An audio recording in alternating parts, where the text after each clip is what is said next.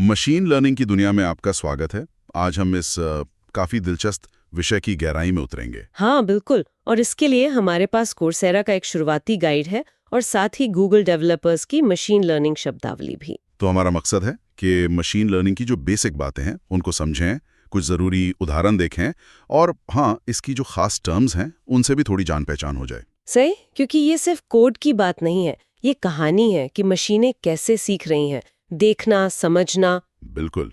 और जब हम सोचने बैठते हैं, जैसे डीप ब्लू था शतरंज खेलने वाला, फिर IBM का वॉटसन आया या अल्फागो, ये सिस्टम सीखते कैसे हैं आखिर? हाँ, ये सफर देखना बड़ा दिलचस्प है। जैसे आपने कहा डीप ब्लू 1997 में, वो ज्यादातर पहले से डाली गई प्रोग्रामिंग पर चलता था। मतलब प्रोग्रामर्स को उसे बेहतर बनाने के लिए और चालें डालनी पड़ती थी। अच्छा, तो वो खुद से नहीं सीख रहा था ज़्यादा? नहीं, उतना नहीं। लेकिन फिर देखिए 2011 में वॉटसन आया, जपड़ी? जीतने वाला। हाँ। उसने तो गो में वर्ल्ड चैंपियन को हराया। और गो वो शतरंज से कई ज्यादा जटिल खेल है। हाँ, मैंने सुना है बहुत ज्यादा संभावनाएं होती हैं उसमें। बिल्कुल। और अल्फागो ने कैसे सीखा? उसने खुद के ही अलग अलग वर्जन्स के खिलाफ हजारों बार खेला, अपनी गलतियों से सीखा। कमाल है। मतलब वो सिर्फ रटने से आगे निकल गया, वो स्ट्रैटेजी सीख रहा था। सही कहा। और अब तो म्यूज़ीरो जैसे सिस्टम है जो बिना नियम बताए ही गेम सीख सकते हैं। सोचिए। ये खुद से सीखने वाली बात बहुत दिलचस्प है। क्या यहीं से हम मशीन लर्निंग के अलग-अलग तरीकों पर आते हैं, जैसे सुपरवाइज्ड और अनसुपरवाइज्ड लर्निंग? हाँ बिल्कुल। देखिए, सुपरवाइज्ड लर्निंग में क्या होता है, हम मॉडल को उदाहरण देते हैं और उनके सही जवाब भी बताते हैं। मतलब लेबल्ड वाला डेटा। जैसे कोई मिसाल? जैसे बहुत सारी बिल्लियों और कुत्तों की तस्वीरें दी और हर तस्वीर के साथ बताया कि ये बिल्ली है या कुत्ता। तो मॉडल सीखता है कि तस्वीर देखकर कैसे पहचाने। वॉटसन की ट्रेनिंग कुछ ऐसी ही थी। अच्छा, और अनसुपरवाइज्ड में फिर ये लेबल नहीं होते? बिल्कुल। अनसुपरवाइज्ड में हम बस डेटा देते हैं बिना लेबल के, और मॉडल का काम होता है कि वो खुद ही उसमें कोई पैटर्न या ग्रुप ढूंढे।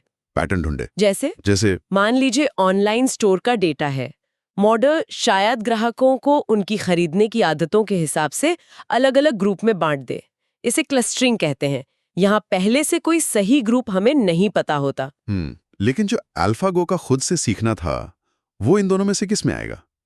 क्या वो पूरी तरह अनसुपरवाइज था या गेम का नतीजा वो एक तरह का सुपरविजन बन गया? बहुत अच्छा सवाल है। असल में अल्फागो का सीखना, जिसे हम रीइंफोर्समेंट लर्निंग कहते हैं, वो इन दोनों के बीच की चीज है, या कहें एक अलग ही तरीका है। अच्छा। हाँ, वो जीत या हार जैसे सिग्नल से सीखता है, जो एक तरह का फीडबैक है, रिवॉर्ड है। लेकिन उसे हर चाल के लिए सही लेबल नहीं दिया जाता, जैसे सुपरवाइज्ड में होता है। समझ गया। तो ये अलग-अलग तरीके हैं सीखने के, और इन सब के लिए डेटा बहुत जरूरी है ना, खासकर डीप लर्निंग के लिए। हाँ, बहुत ज्यादा डेटा। और यहीं पर बिग डेटा की बात आती है। हाँ, बिग डेटा, ये शब्द बहुत सुनने में आता है। ये इतने बड़े डेटा सेट होते हैं कि पुराने पारंपरिक डेटाबेस इन्हें संभाल नहीं पाते, और डीप लर्निंग जैसे तरीके इन विशाल डेटा सेट से ही पैटर्न और जानकारी निकालने में माहिर हैं। तो मतलब बिग डेटा एक तरह से ईंधन है इन एडवांस मॉडल्स के लिए? बिल्कुल सही। अब इन सिस्टम्स को बनाने और समझने के लिए कुछ खास शब्द हैं जिन्हें जानना जरूरी है। सबसे पहले तो मॉडल। मॉडल मतलब वो सिस्टम जिसे हमने डेटा पर ट्रेन किया है, ताकि वो नए अनदेखे डेटा पर कोई भविष्यवाणी कर सके या उसे क्लासिफाई कर सके। और ये मॉडल सीखता किससे? फीचर्स से? हाँ, फीचर्स वो इनपुट जानकारी होती है जो हम मॉडल को देते हैं। जैसे अगर घर की कीमत का अनुमान लगाना है, हाँ, तो फीचर्स हो सकते हैं घर का साइज, कितने कमरे हैं, लोकेशन क्या है, वगैरह। अच्छा, तो मॉडल इन फीचर्स और कीमत के बीच का रिश्ता सीखता है। बिल्कुल। और ये जो सीखने की प्रक्रिया है, इसे ही ट्रेनिंग कहते हैं। ट्रेनिंग के दौरान मॉडल अपने पैरामीटर्स को धीरे धीरे एडजस्ट करता है। पैरामीटर्स मतलब मॉडल के अंदर के वो नंबर्स, जैसे वजन, वेट्स और बायस, जिन्हें वो डेटा से सीखता है ताकि उसकी भविष्यवाणी बेहतर हो सके। तो पैरामीटर्स वो हैं जो मॉडल सीखता है। फिर ये हाइपर पैरामीटर्स क्या बोला है? हाँ, अच्छा सवाल है। हाइपर पैरामीटर्स वो सेटिंग्स हैं जिन्हें हम यानी इंसान ट्रेनिंग शुरू होने से पहले तय करते हैं। अच्छा, पहले से? हाँ, जैसे लर्निंग रेट, यानी मॉडल कितनी तेजी से सीखेगा, या फिर ट्रेनिंग कितने दौर चलेंगे, जी। ये मॉडल नहीं सीखता, ये हम तय करते हैं। ओके, समझ गया। अब ट्रेनिंग के दौरान मॉडल अपनी गलतियों को कैसे नापता है? मतलब उसे कैसे पता चलता है कि वो सही सीख रहा है या नहीं? यहाँ लॉस फंक्शन का रोल आता है? बिल्कुल, लॉस फंक्शन एक तरह का स्कोर है जो बताता है कि मॉडल की भविष्यवाणी असलियत से कितनी दूर है, कितना लॉस या एरर है। एरर। हाँ, जैसे L1 लॉस या L2 लॉस। ट्रेनिंग का पूरा मकसद ही इस लॉस को कम से कम करना होता है। और इसे कम करने के लिए वो ग्रेडियंट डिसेंट इस्तेमाल होता है? हाँ, ग्रेडियंट डिसेंट एक गणितीय तरीका है।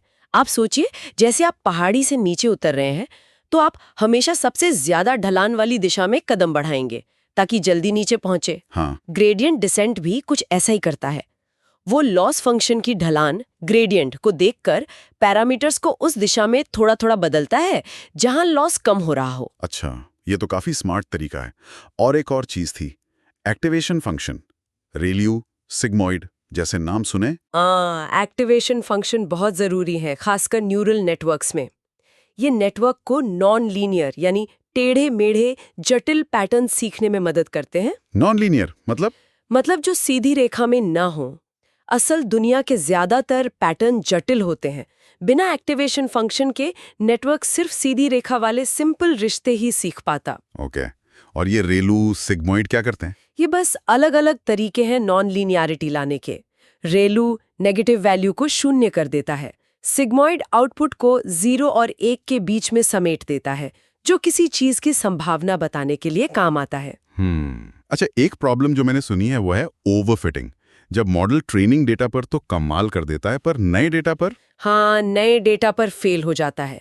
बिल्कुल, ओवरफिटिंग तब होती है जब मॉडल ट्रेनिंग डेटा को जरूरत से ज्यादा बारीकी से रट लेता है।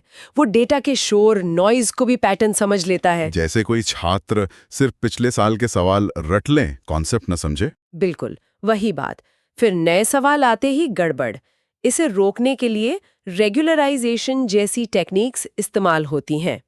ठीक है, तो मान लीजिए हमने मॉडल ट्रेन कर लिया, ओवरफिटिंग से भी बचा लिया। अब हम कैसे जाने कि ये मॉडल वाकई अच्छा है? क्या सिर्फ एक्यूरेसी यानी सटीकता देखना काफी है? एक्यूरेसी एक मीट्रिक है, जरूर। मतलब कुल भविष्यवाणियों में से कितनी सही थीं। लेकिन ये हमेशा पूरी कहानी नहीं बताती। क्यों? सोचिए, एक बीमारी है जो 100 में से सिर्फ एक आदमी को होती है। अगर कोई मॉडल हमेशा कह दे कि बीमारी नहीं है, तो उसकी एक्यूरेसी 99% होगी। अरे हाँ, लेकिन वो उस एक बीमार आदमी को पकड़ ही नहीं पाएगा। बिल्कुल, खासकर जब डेटा ऐसा असंतुलित, इम्बैलेंस्ड हो, तब एक्यूरेसी धोखा दे सकती है। तो फिर क्या देखें? वो प्रिसिजन और रिकॉल शब्द सुने? हाँ, वो ज्यादा बारीकी से बताते हैं। प्रिसिशन ये देखता है कि जिन मामलों को मॉडल ने पॉजिटिव बताया, जैसे बीमार, उनमें से असल में कितने पॉजिटिव थे। ये तब जरूरी है जब आप गलत पॉजिटिव नहीं चाहते। मतलब किसी स्वस्थ को बीमार बताने से बचना हो। हाँ, और रिकॉल ये देखता है कि जितने असल में पॉजिटिव मामले थे, उनमें से कितनों को मॉडल सही पकड़ पाया। ये तब जरूरी है जब आप किसी पॉजिटिव केस को मिस नहीं करना चाहते। जैसे किसी बीमार को स्वस्थ बता देने से बचना हो। बिल्कुल। और इन दोनों के बीच एक संतुलन बनाना होता है अक्सर। और इन सबको एक जगह देखने के लिए वो कंफ्यूजन मैट्रिक्स होता है। सही कहा।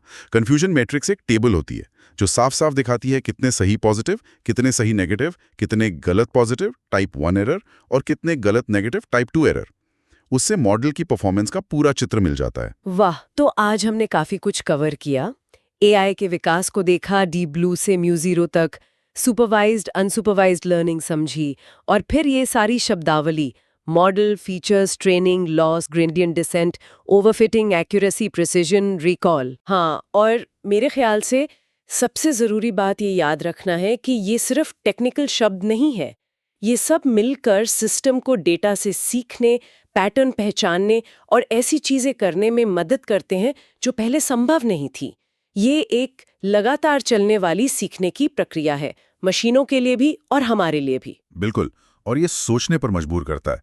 अगर म्यू0 जैसे सिस्टम बिना नियम बताए इतने जटिल गेम सीख सकते हैं, तो भविष्य में और कौन सी इंसानी क्षमताएं हैं जो वो बिना हमारे सीधे सिखाए हासिल कर लेंगे?